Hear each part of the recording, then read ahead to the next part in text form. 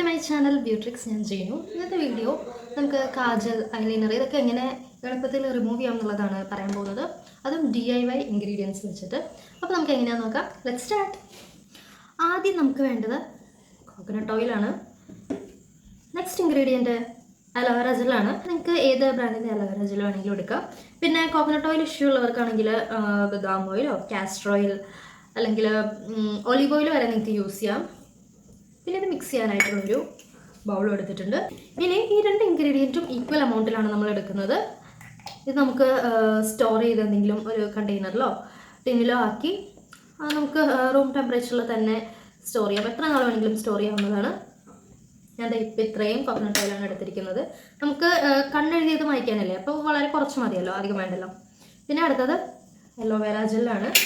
Aloe vera gel ഇപ്പോൾ ഈ coconut ഓയിലിൻ്റെ അതേ അമൗണ്ടിൽ തന്നെ ചേർക്കാം. ഇത്ര മതിയാവും. ഇനി നമുക്കിത് രണ്ടും നന്നായിട്ട് മിക്സ് ചെയ്ത് കൊടുക്കാം.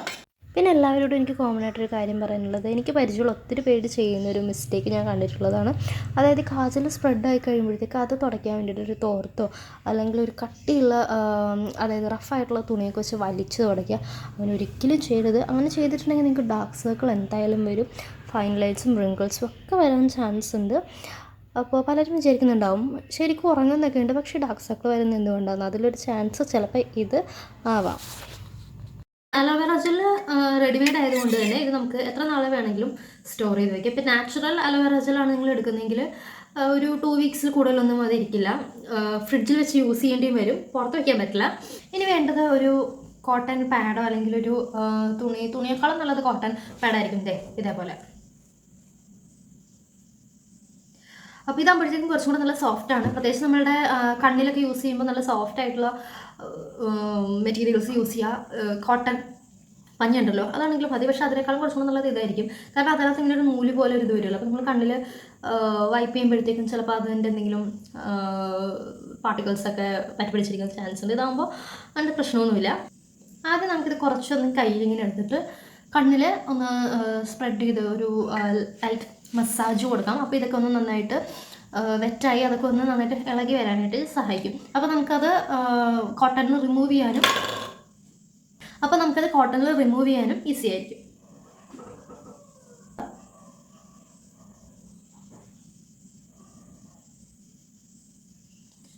ഇപ്പോൾ നമ്മൾ കോക്കനട്ട് ഓയിൽ വെച്ചിട്ട് മാത്രം ഇതേപോലെ മസാജ് ചെയ്യുമ്പോൾ കണ്ണിൻ്റെ ഉള്ളിലേക്ക് കയറിപ്പോവും. കണ്ണിൻ്റെ ഉള്ളിൽ എന്തായാലും പോകും, കാരണം അത് നല്ല ലിക്വിഡ് കൺസിസ്റ്റൻസി ആണല്ലോ.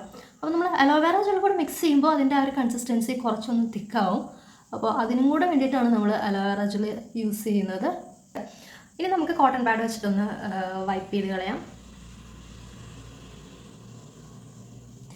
വളരെ ലൈറ്റ് ഹാൻഡഡ് ആയിട്ട് വേണം വൈപ്പ് ചെയ്യാനായിട്ട്.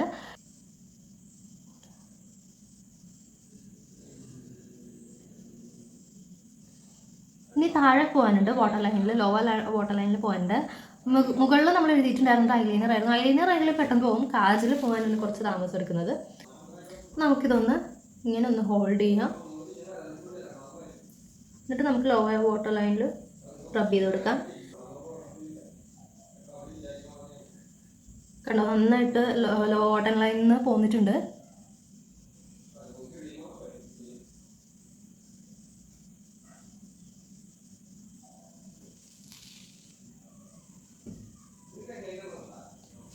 നിങ്ങൾക്ക് തന്നെ കാണാൻ നല്ല ഡിഫറൻസ് ഉണ്ടല്ലേ. അപ്പോൾ എല്ലാവരും ഈ ഒരു ഹാക്ക് ട്രൈ ചെയ്ത് നോക്കുമെന്ന് എനിക്കറിയാം. ട്രൈ ചെയ്ത് നോക്കുക, എന്നിട്ട് കമൻറ്റ് ചെയ്യുക, ലൈക്ക് ചെയ്യുക, ഷെയർ ചെയ്യുക. ബൈ.